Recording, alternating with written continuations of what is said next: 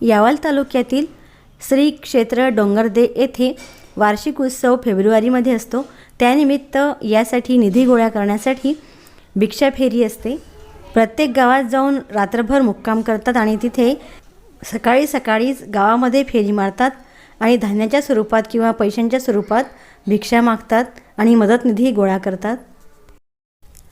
आमोदा येथे सुद्धा श्री स्वरूपानंद महाराज व भक्त मंडळींनी मुक्काम केला आणि दुसऱ्या दिवशी त्यांच्या जेवणासाठी मेनू ठरला। वरणपोळी, वांग्याची भाजी आणि गुळाचा शिरा। सकाळी सकाळी गावातील भिक्षा फेरी आटोपल्यानंतर सर्वप्रथम महाराज आणि भक्त मंडळी जेवायला बसली आणि त्यानंतर आम्ही गावातील सर्व मंडळी जेवायला बसलो। केळीच्या पानावरील सुग्रास जेवण खरोखरच चविष्ट होते। वांग्याच्या भाजीवर लिंबू पिळायचं आणि मस्त वरणपोळीच्या कल्यासोबत खायचं आणि भन्नाट चवीचा गुळाचा शिरा।